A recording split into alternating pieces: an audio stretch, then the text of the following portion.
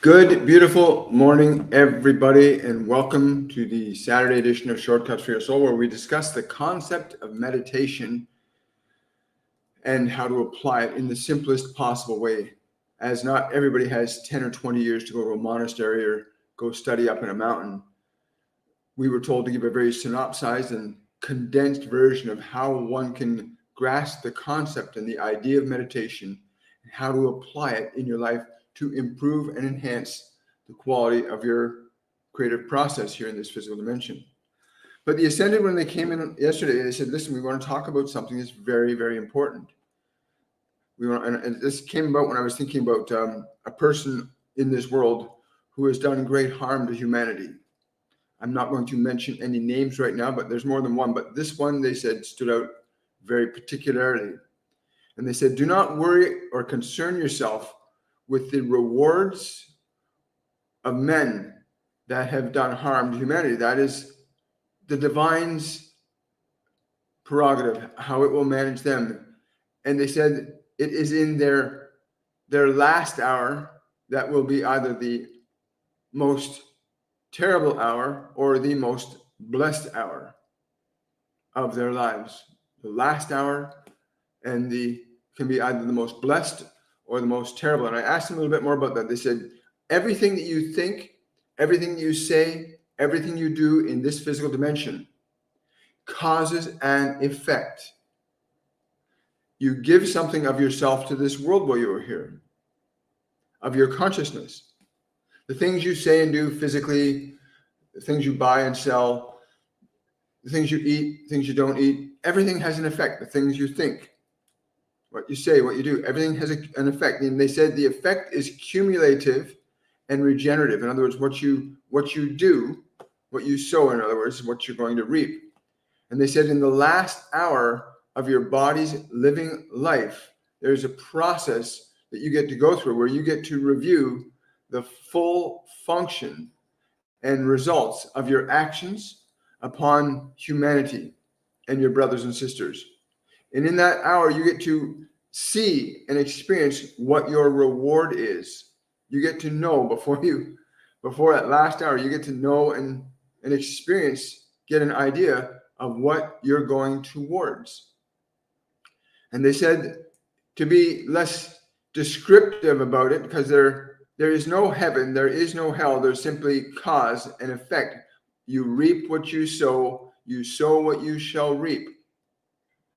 Did I write the words right?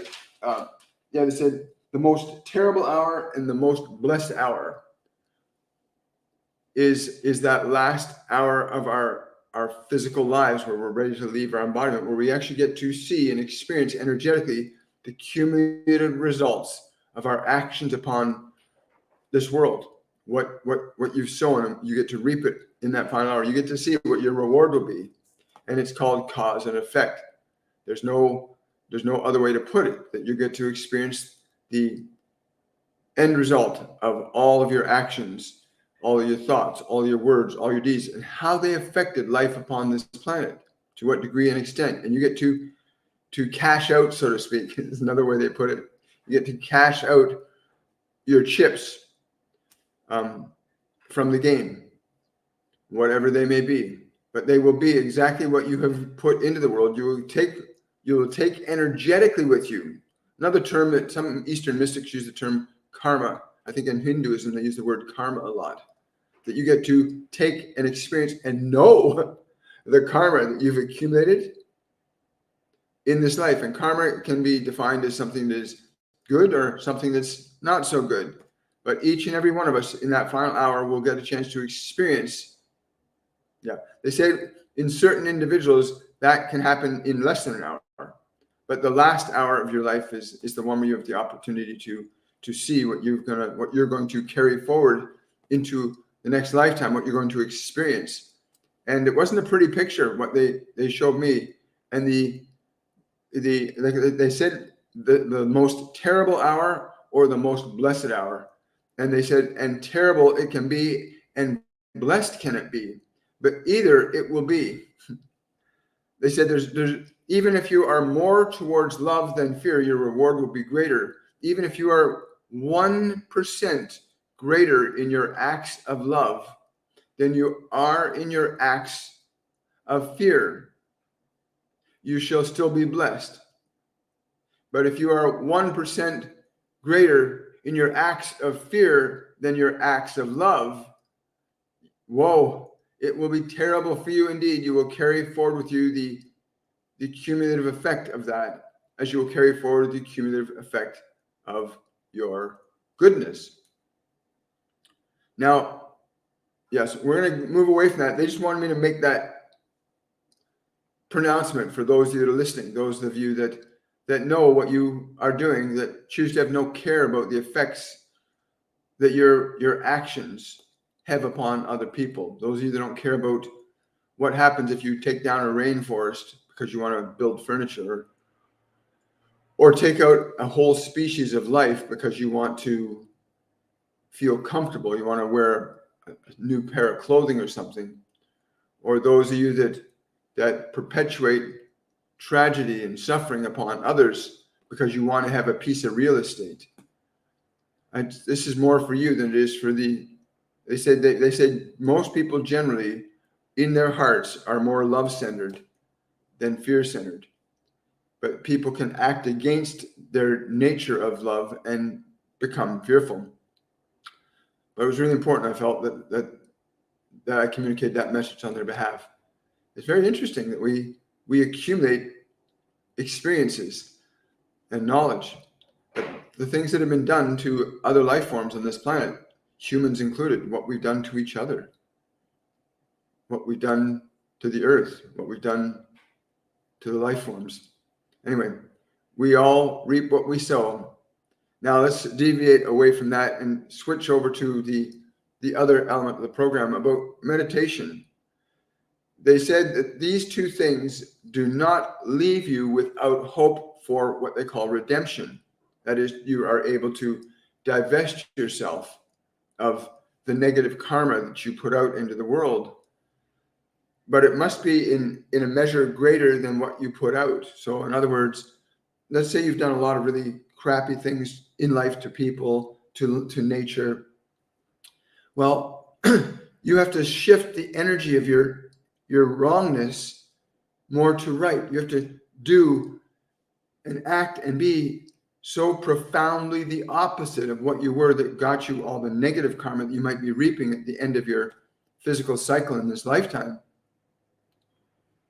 But that you have the opportunity to turn that around. And they said it can be done even quicker if you have an understanding of what you are knowing. You can correct your errors sufficiently faster than you may have made them. Many of you have made errors out of not understanding and knowing the nature of what you think, say, and do, and its effects upon yourself and the world around you. But once you have an understanding that there are only two energies, two masters, two considerations that you can serve in this physical lifetime, they are love and fear, then all that you think and all that you say and all that you do from this point forward in the realization of this truth, all you think, all you say, and all you can do, let that be of love and not fear, and you may avoid that terrible hour. For forgiveness is the simplicity of letting go of something. That is essentially what the word forgiveness means, to literally let go of. And you have an opportunity. They're saying, they want me to reiterate, this is not for the average person. They're saying that most humans on the planet have been manipulated into wrongdoing without even knowing that they've been manipulated into wrongdoing. It is those that have manipulated people into wrongdoing to whom we are speaking right now, that have manipulated others into wrongdoing through their own wrongdoing. You have a very difficult choice to make. It's much harder to make the wrong choice than it is to make the right choice. It would be very important then that you understand that you may even now, even with but days left in your life, You may use the things that you've acquired from this world to give you the illusion that you are somehow godlike. And you may use what little time you have left in order to correct the wrongs that you have propagated into humanity. You may set things in place that can go down the road in lifetimes. You may establish things on earth inspired by heaven's love. You may establish things here on earth inspired by heaven's love. Can you be more specific about heaven's love? Heaven's love is the function of doing that which is right and good and just. Can I get some examples? One example would be they're saying to create, for example, an educational system that taught people how to think, act, believe, understand, and create from love and not fear. And they've said this once before: the infrastructure that you created for your evil devices may also be restructured for the purposes of God and heaven, that which is good and just and right. You may do this, and that shall be taken into account. Even if you are in the final days, you may establish things on earth that would be representative of heaven, but you will not escape the final hour.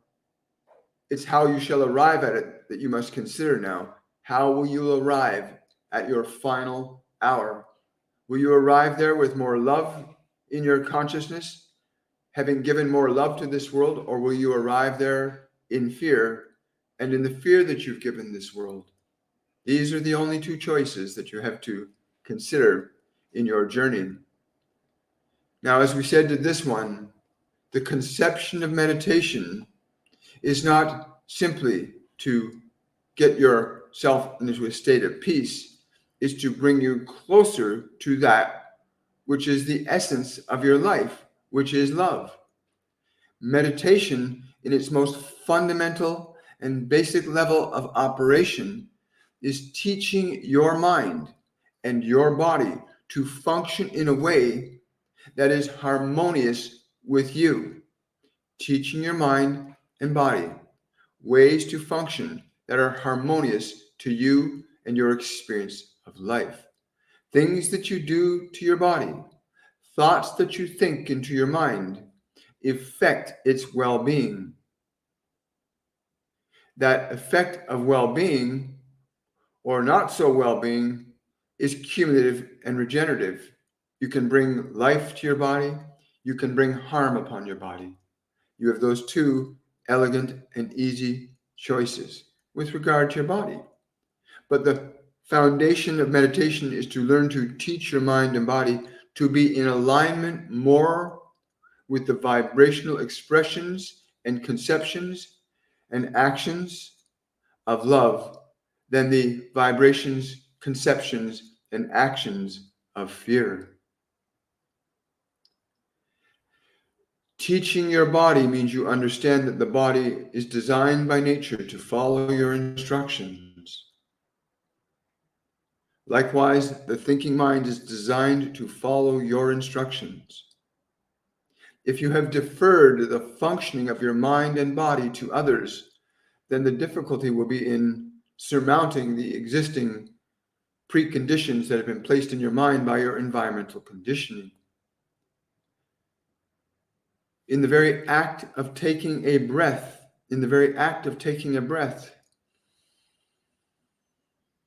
you may begin the process of re-instructing your mind and body, tuning them to the functions and frequencies of love, the act of breathing.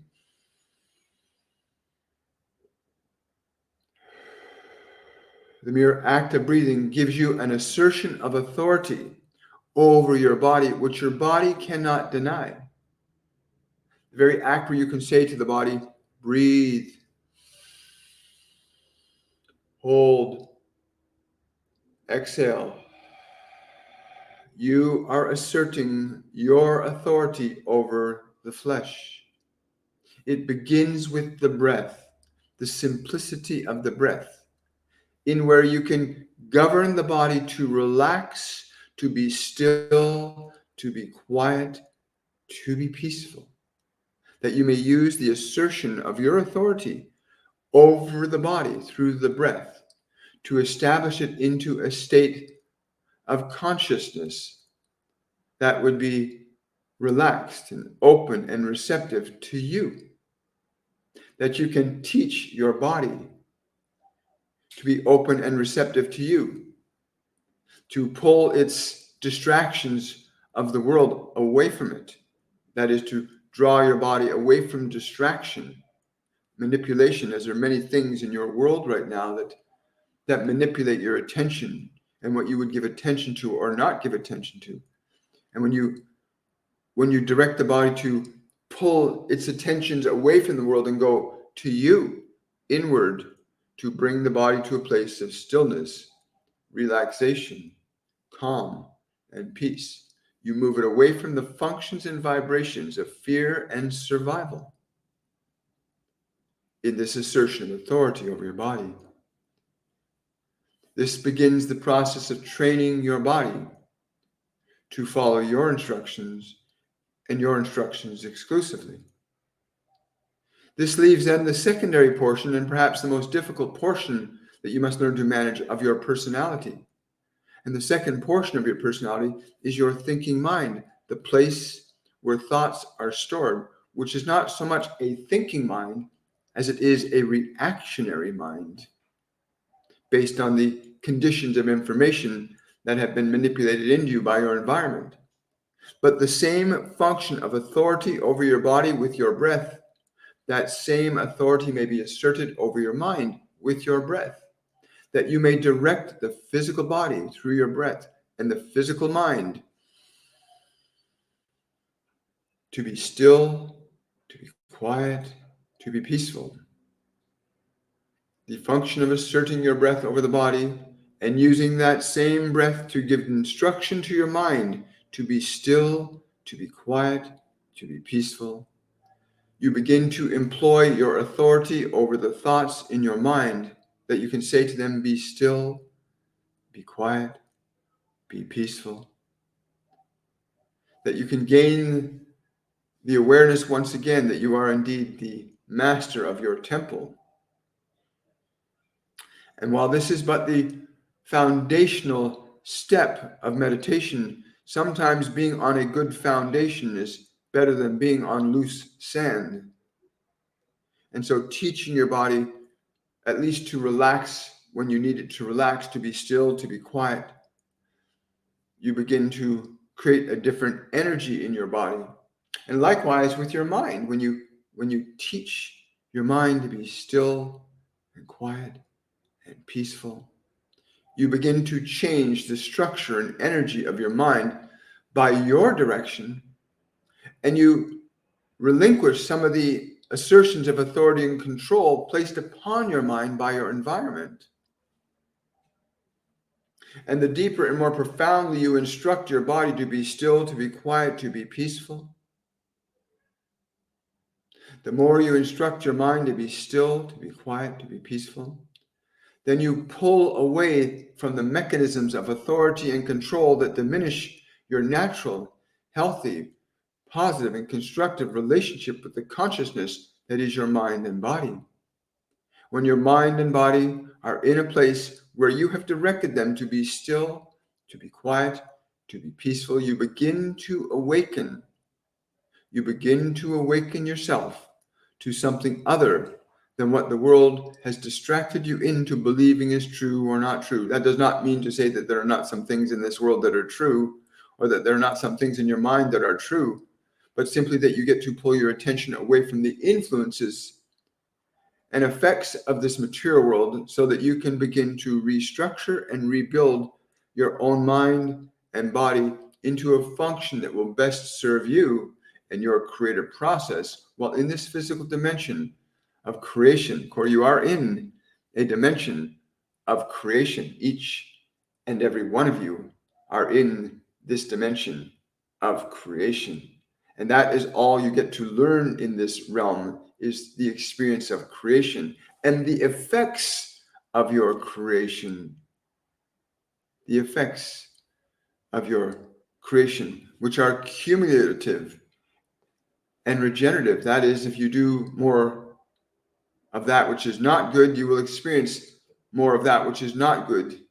If you do more of that which is of good, then you will experience more of that which is good. And that which you do and think and be is accumulative and regenerative throughout your entire life. But if you've accumulated a lot of pain and suffering in your consciousness, that does not mean that you cannot relinquish and release that from your mind and body.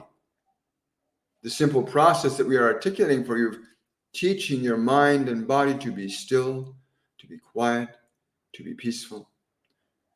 You can begin to unburden yourself from your acquired distortions from this world. Some of you are carrying around great terror and great anger and great fear that was given to you. You were not born with your anger. You were not born in terror. You were not born in fear. These were given to you by your interactions with the world, and you may give them back to the world by relinquishing them or releasing them from your mind and body.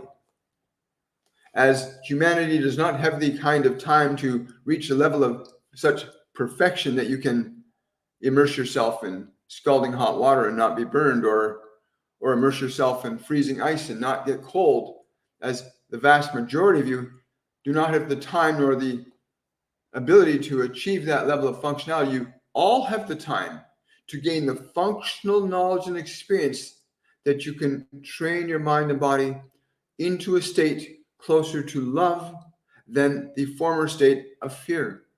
There is more than enough time, even less than in a year of your lifetime. You may make such a correction, though you may have accumulated great sadness or great fear or great anger. You may, in a short span of time, train your mind and body to release such emotions from the system so that you not carry them or perpetuate them beyond this life into others. As you will carry forth what you leave in your wake, you will carry forward in your own form, that what they call karma. Our time today is eternal, but our time with you today is very short. Understand, there is a statement in one of your great teachings that so few of you understand that says, time is meaningless in eternity, but it is tragic in time. That is, you have a limited period of time in this lifetime to achieve certain understanding about who you are and what your function of life is. But in the eternal scheme of things, you need not worry. But in the realm of time, you must be concerned, as time is finite and limited. But in 6 months, any of you that can simply begin the process of learning to instruct your mind and body to follow your directions, in 6 months, you can relieve yourself of much unnecessary suffering, much of it which was given to you by the beliefs, the ideas, and the information imparted to you by those in positions of authority that chose to gain an advantage over your innocence. Because all of you came into this world fearless, an expression of infinite and boundless love and light. And is what you gathered from this world, what was given to you to carry, the burdens given to you by your environment that you accepted or rejected. You may be unburdened by these things in simple measure. And that simple measure may be sufficient enough to alleviate you from experiencing what we call the terrible hour. That you may have that last hour and know the blessing of your being. And know this, that the truth of what you are is that you are by nature a function of love by nature. Life is love. Life itself is a function, an extension, a manifestation of love. The birds, the trees, the sky. Life is a manifestation of love. And if you honor it in such fashion, then you will be honored in the same fashion. This statement from one of your religious texts that says, what you do unto the least of me, you have done unto me. Consider this, that what you have done unto others shall indeed be done unto you. If not in this lifetime, then most certainly you will reap the rewards of your causing. We have articulated about one way that you may relieve yourself of the effects of that. Okay. Well, we're going to take a couple of questions right now. So let's see how this works today. We got time for about 3 questions today. I have oh wow, time is going really good this morning. So I have about 15 minutes, so we can take a few more questions. I think I left that on the table. Okay. Let's see here. Good morning, everybody. It is a beautiful and a brand new day here in Toronto, or pardon me, in Mazatlan. But remember, today is a brand new day, and now is a brand new moment, and you can change it at any time. Thank you so much. Thank you, thank you, thank you. What happens to people that fool around with love and hurt people, narcissists? We'll say again that you will always reap what you sow. And many of these ones that you call narcissists are in your greatest positions of authority on this planet right now. And again, time has limitations to it that eternity does not. So they that would choose to perpetuate harm and suffering upon others shall reap the rewards of their own sowing. It is that simple. You need not concern yourself with their reward, but concern yourself with yours. For even if you judge them as the wrong that they may be doing, if you judge them, then that judgment shall be favored upon you. Judge not that ye be not judged. Be mindful what judgment you would offer others, for what you would offer others from your house is what you contain within your store. It's important you understand this. So understand that they have their own reward. It does not have to be yours. Understand that their suffering will be theirs. It is not your responsibility. Bless them in your own fashion and wish them well, but do not be so unthoughtful as to continue to expose yourself to such individuals, as they will simply enjoy the function of your suffering as a manifestation of their own. For they that do harm to others are suffering in their own mind, in their own heart, and they shall reap their own reward. But best not to engage in their energy. Wow, thank you, Tanya. It's a great question. Well, also, I want to let everybody know today, we are launching our Masterclass 101 Awakening. The orientation begins today at 11 a.m. You still have time to register up till midnight this evening. Go to my website, williammichaelforbes.com, and you register for 101 Masterclass Awakening. And you'll get a full course description when you get there, but the next 3 weeks are going to be amazing. And for those of you that have already signed up, we are really excited. We've only got another 30 minutes, and we're going to be together and going into the whole overview of what we're going to be doing in the next 3 weeks together. I'm very excited about it. So we'll see you guys there. And for those of you who still want to join, you still have time to get into the orientation. Every event is recorded and put upon a group wall where everybody can watch and review. That can't hear from my spirit guides, you will be able to, don't worry. People come into our masterclass and they learn to connect to the guides and angels. They learn to experience the energy of their loved ones that they thought were completely gone. When you understand life from the perspective of energy and not just as a physical fleshy thing, you can tune into energy very differently than just like you can tune into a sound. I hear that sound, I see that thing. You can tune into the energy, the spirit of your loved ones, the spirit of your angels, your guides, the spirit of Christ, the spirit of Buddha. You can tune into, train your awareness to perceive beyond the 5 physical senses. Yeah, you still got time. Go sign up today. Here we are.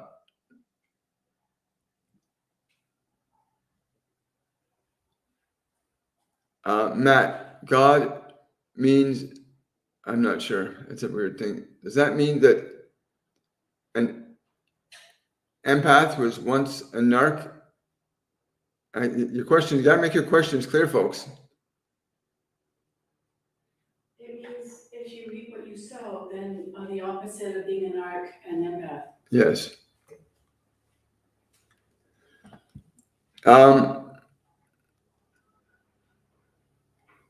Are my dogs okay? Yes, your dogs are okay. The animals and humans go into a non-physical realm. After the body ceases to function, they move, their energy doesn't cease to exist. The physical form just isn't there to allow them to express. What books do I recommend? Well, I for a starter, for people that are really in difficult times psychologically and emotionally, the book that I would most highly recommend is a book called The Psychology of Self-Esteem by Dr. Nathaniel Branden, which was a book that opened me to the realization many, many years ago that I could choose my own thoughts. It wasn't until 20 years of age that I realized I could change my thoughts.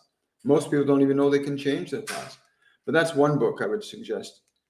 It's a very simple and easy to understand book on what thoughts are, what emotion is, what reason is, what creation is. Very simple starting point. Another really wonderful book to read is a book called Gestalt Therapy by Frederick Perls, Heffernan, and Goodman. And it's their thick book, the whole manual on Gestalt Therapy. There's a series of 17 experiments in that book that will help you become more present with who you are as a spiritual consciousness. But those are the two I would suggest you start off with. The Power of Now, Eckhart Tolle is another good one. Yes, my wife recommends that book very, very highly. Yes. Yes. Hi, guys. Someone says, I can't hear from my guides. Sign up for the masterclass. Sign up right now. Go to my website, williammichaelforbes.com. You need to learn. People try to hear with their physical ears. You won't necessarily, you can, because I've experienced that, hearing with my ears, my guides.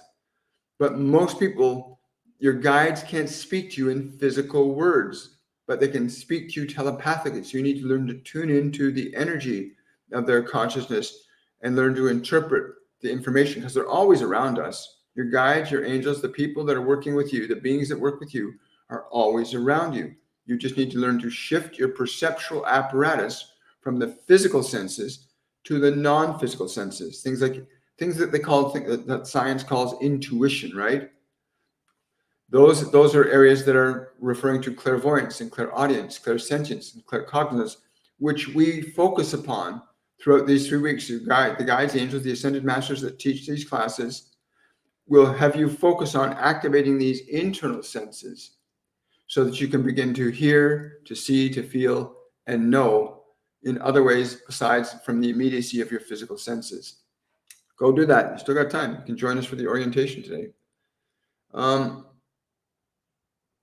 Does that mean that empathy?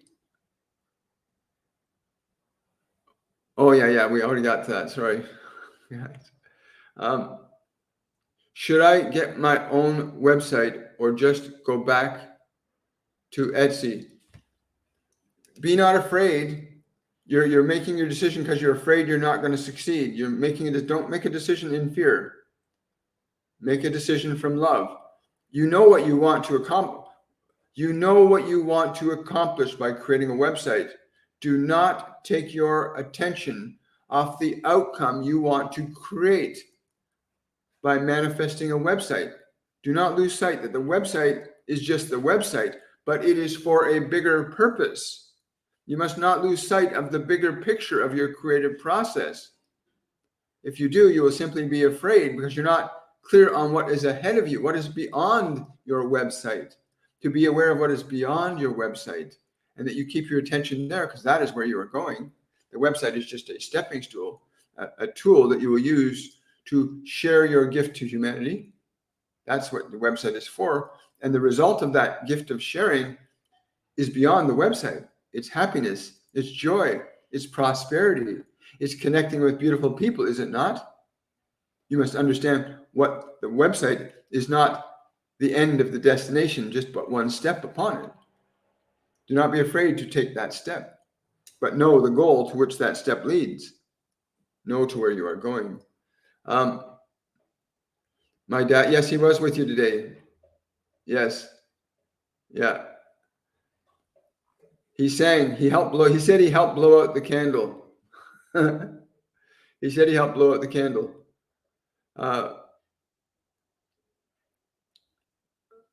Someone saying, I want to write a book.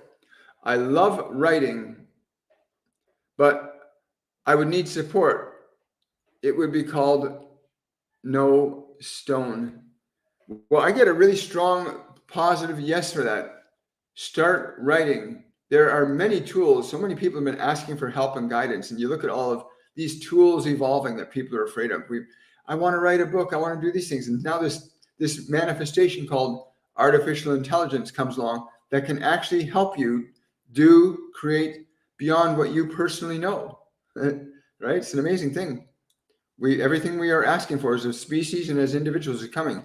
So avail yourself of some of the technologies that are out here and now for you to help support you and work with you in writing your book. There are some wonderful things that you can utilize in that regard. Keep that in mind. Got time for 2 more questions, I think, today, and that'll give me time to prepare for the orientation. Someone says, my guides are with me daily now. I have been walking through trees and by ocean, getting very fit now. Congratulations to you. Yeah. Your guides and angels, I mean, when they started talking to me, they had me change everything, give up caffeine, give up alcohol, change what I eat, exercise more. It's an amazing thing. When you actually start working with your guides and angels, it's an amazing thing because they know and will guide you in ways that you don't know. You know, you want to learn to change your life, learn from people that know what you don't know. If you're going to do it on the third dimension, and your guides and angels know more than what people in this world will know about you, more than anybody else in this world can know about you, your guides and angels will know.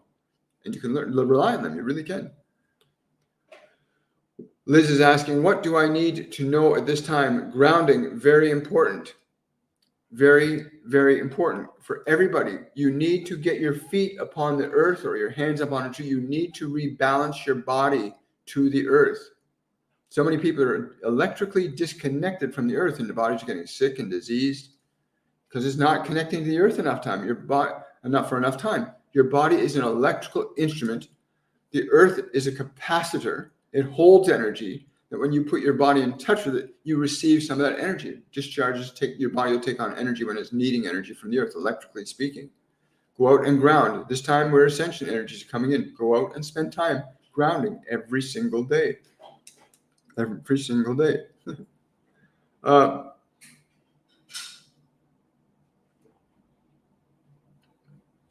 Yeah, can someone type the names of the books recommended? You recommended? Yeah. Somebody can type the name, The Psychology of Self-Esteem by Dr. Nathaniel Branden, and Gestalt Therapy by Frederick Perls, Hefferline, and Goodman. It's a thick book. It's both the practice and the theory of what is called Gestalt therapy. But I was between ages 20 and 25, I was guided to a lot of things to read at that time, even though I was still very dysfunctional. I was guided to read a lot of things that saved my life in many respects, kept me going. My guardian angel got me off the bridge. The books got me out of my mind.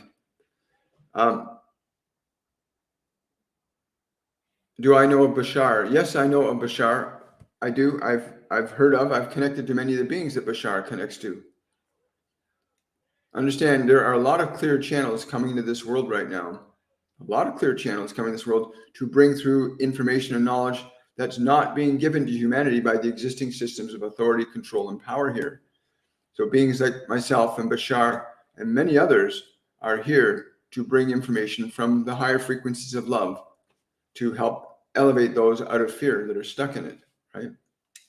There's mechanisms of authority and power here that are keeping people trapped in fear.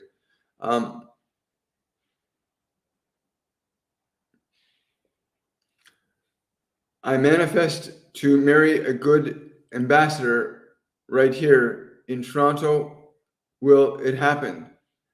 Well, you mean you're looking to marry or attract a partner into your life that you can love and be enjoyed with?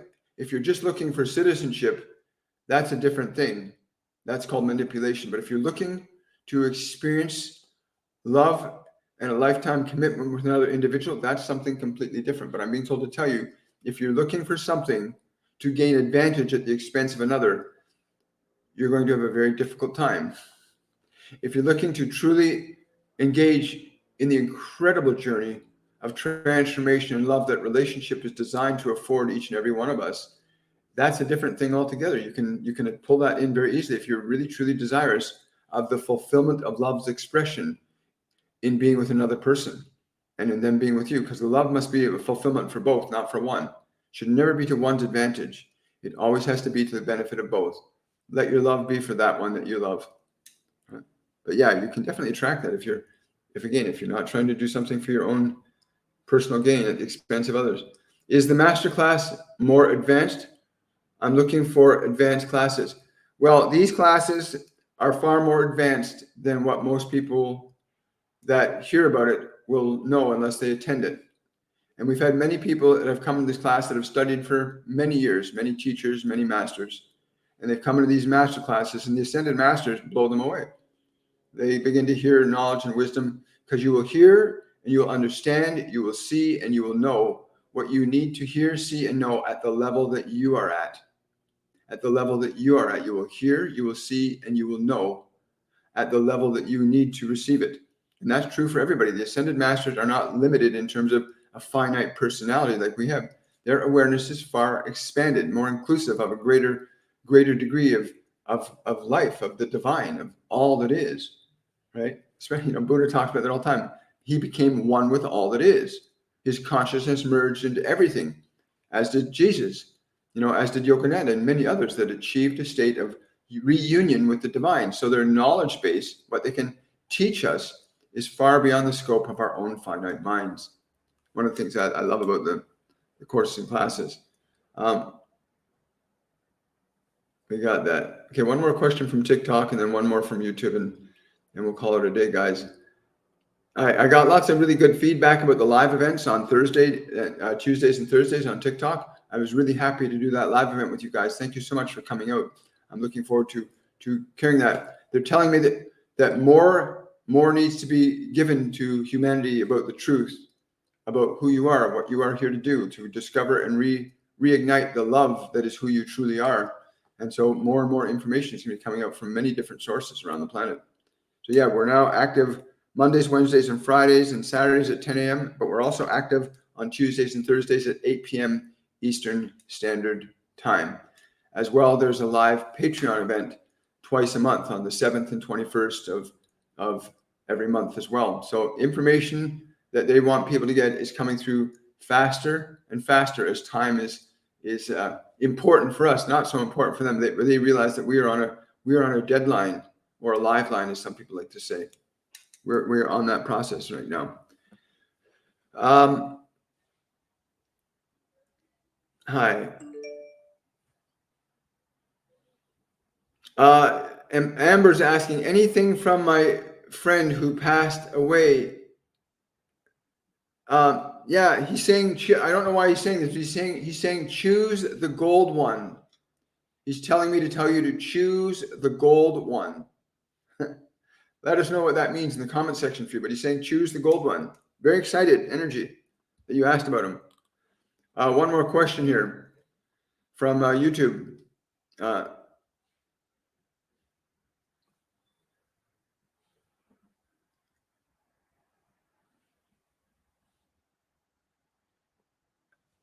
Okay, there's two. I'm going to take two questions from YouTube. First one is from Love Star saying, is there a meaning to dreaming of a specific person and their eyes are changing color and size? Yes, it means don't judge the book by the cover. Look inside. It's about the dynamics of the person within the flesh.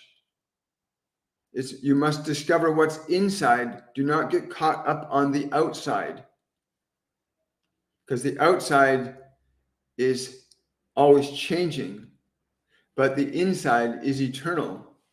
Learn to connect to that eternal life in them. Connect to that first. And secondarily, the tarot mom is asking, my guides are having my family move out of Ontario. Do they have any guidance for next steps with less resistance? Sending love. Thank you, tarot mom. They're saying just ensure that each step, even the resistance, is met with your love, which will dissolve all resistance. Your love will dissolve all resistance. Love will dissolve all resistance. Be that in all your acts and all your words. Include your family in this conception to surrender their fear as they have done in order for this move to happen. But surrender your fear even more. Surrender their fear even more. And the steps will be very exciting and wondrous as love's steps appear before you. Many of you find fear steps appearing before you, but you want to allow love steps to appear before you. I love that. Thank you so much. I'm really grateful that you guys came out today. We will be live again on Monday at 10 a.m. Eastern Standard Time. Thank you for all the hearts and the loves, guys, and the roses and etc. Thank you, Carrie. Appreciate that. Love it. Yes. 35 roses. Did Carrie have a question? I can't see, but keep them coming. I love it. Guys, thank you so much. Again, I've got to prepare for our orientation, which begins in about 9 minutes. I want to say thank you so much for coming out today. I want to thank yes, I will. I want to thank the Ascended for being present with us today on this conception. Most of the earlier message was not specified at you. It was specified at those who have been controlling and manipulating humanity for many hundreds of thousands of years, that they must be awakened in order for humanity to make this big shift we have to make within the next 20 years. Remember, today is a brand new day. Now is a brand new moment. I'll look forward to seeing each and every one of you guys on Monday, where we'll have our full 1 or 2 hours of time together. Have yourselves a wonderful and a joyful day. Bye for now, everybody.